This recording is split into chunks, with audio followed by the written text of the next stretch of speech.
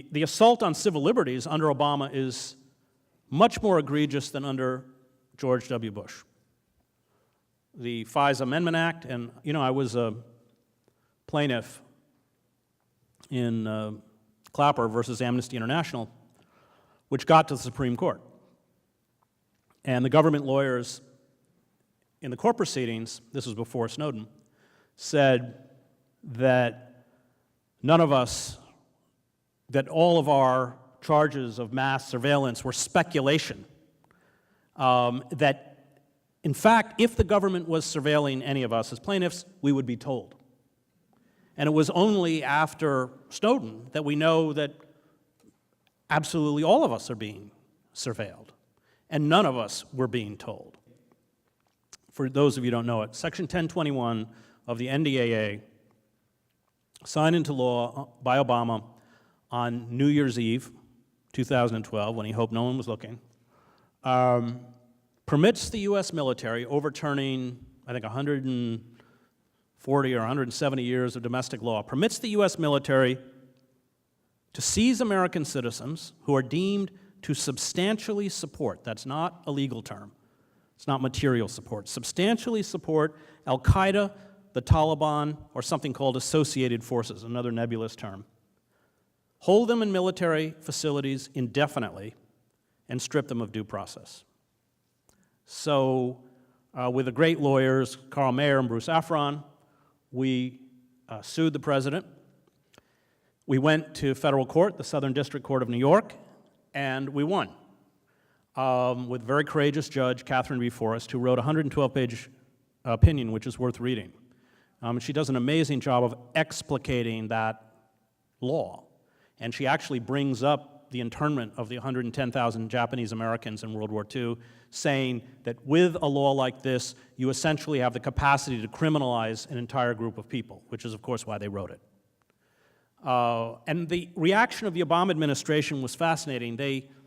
On the day of the ruling, the government lawyers, who were now suddenly accompanied by Pentagon lawyers, showed up and demanded that the temporary injunction that Judge Forrest had set, in essence invalidating the law, be removed until the appeal at the Second Circuit, the next highest court, could be heard.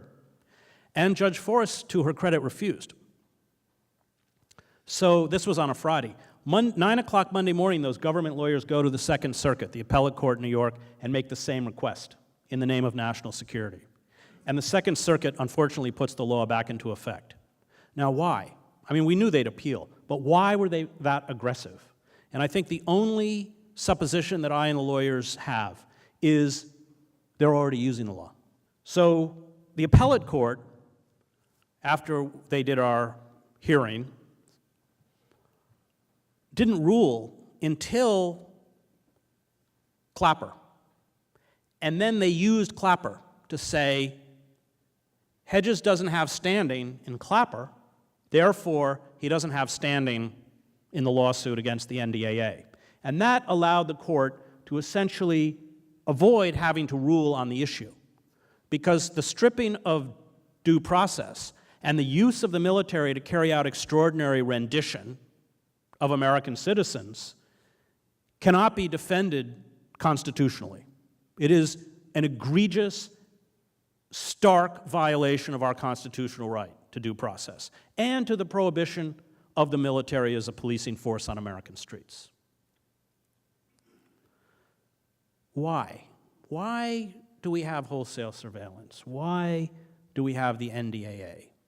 Why has the Obama administration used the Espionage Act 8 times to shut down whistleblowers? People like Thomas Drake, Snowden, of course, has been hit with this.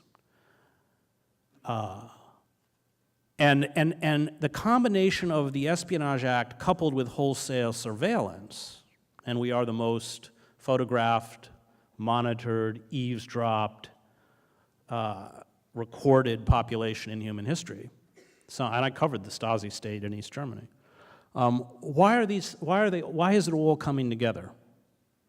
And I think it's because in all of the scenarios that they run, they understand that the galloping effects of climate change, coupled with a prolonged economic stagnation And maybe we're not in a depression, but we're certainly in a stagnant economy. I mean, real wages have either remained stagnant or declined since the early 1970s.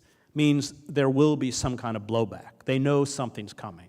And they are preparing both the legal and physical mechanisms for a response. It's why all these police departments are getting Kevlar jackets and long-barreled weapons and APCs. And I mean, if you do, a SWAT team does a drug bust in Oakland in the middle of the night, kicks down their doors, everybody's dressed in black, they've got M16s, there's command-to-command APC outside, there may even be a helicopter.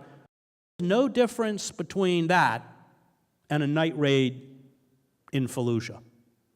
And that's what always happens that within empire, that the techniques for control on the outer reaches of empire migrate back into the heart of empire.